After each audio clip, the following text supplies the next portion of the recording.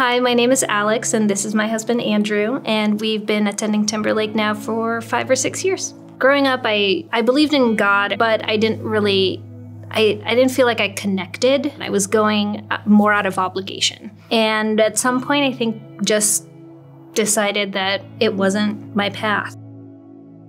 I was going through my divorce at the beginning while I was going through graduate school. First year in Washington, first quarter in school, and just everything came crumbling down that first year. And Andrew and I were actually in the same grad school program. I had gone through a divorce a few years prior, and I got to the end of it and realized that I didn't want to end up that way again. We'd met through another classmate who'd also gotten a divorce. So they were helping me through a lot of what I was going through. It was really nice to have them because I didn't have anybody. He talked about Timberlake a few times. So I asked him if I could come to church with him one time. And I had no expectations. I had this idea, this is what church is supposed to be like. And I was just kind of surprised at just the realness of the message. So I said, you know, I'm gonna check it out again. So it was kind of a slow roll for me of trying to move past like what my definition of church was.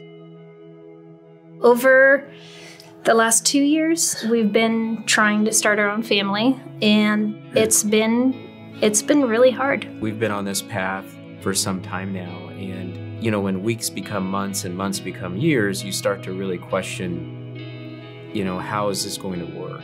But somebody said to me, when you try to make plans, God laughs at you because it's not your plan, it's His plan. And you're gonna get pregnant whenever you're supposed to.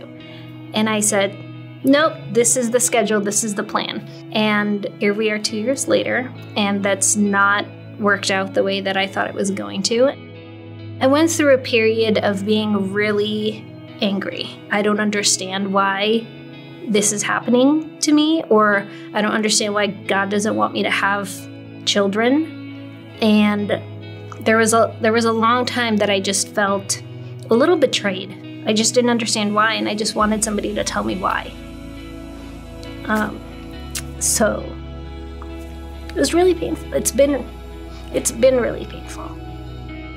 So at the end of the service, Pastor Ben will often ask the people in the room and online to look up if they were feeling called to say yes to Jesus. And I just said, I'm gonna do it, and I'm making the decision for myself. And it felt like I just breathed a sigh of relief. It was just a weird weight that was just lifted.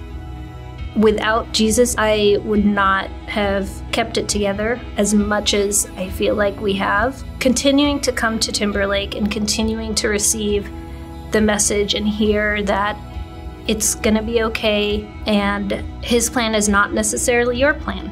And just continuing to have that reinforced week over week has helped me keep one foot in front of the other.